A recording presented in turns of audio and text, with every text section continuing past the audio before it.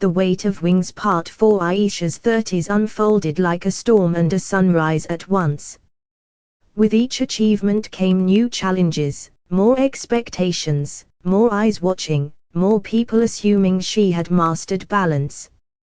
Yet beneath the polished surface, Aisha still wrestled with exhaustion that never fully left her bones. Her research gained global attention, and she began traveling abroad to present her work. For the first time, she stepped into spaces where her name carried weight, and her words could shift conversations. On paper, she was a woman soaring. But in hotel rooms between flights, she sometimes sat by the window, staring at unfamiliar skylines, and felt the loneliness of flying too high, too far from home. Her family, too, had changed.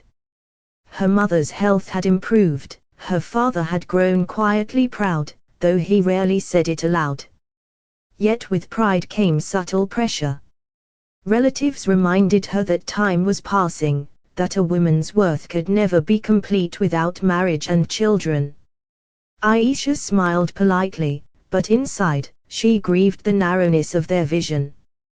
Did they not see the legacy she was already building? Did they not see how much of herself she had poured into lifting others?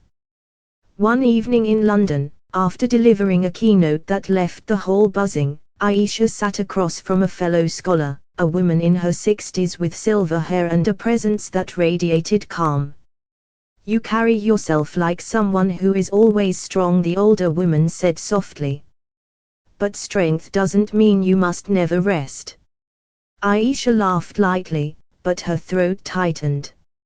For years, she had lived as though resilience meant unending endurance, as though wings could never falter.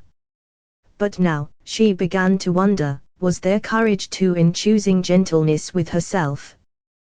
The question lingered long after the conversation ended.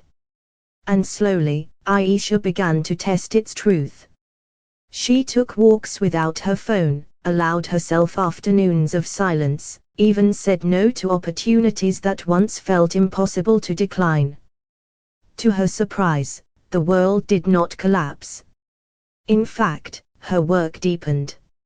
Her voice grew stronger, not weaker, when she chose rest.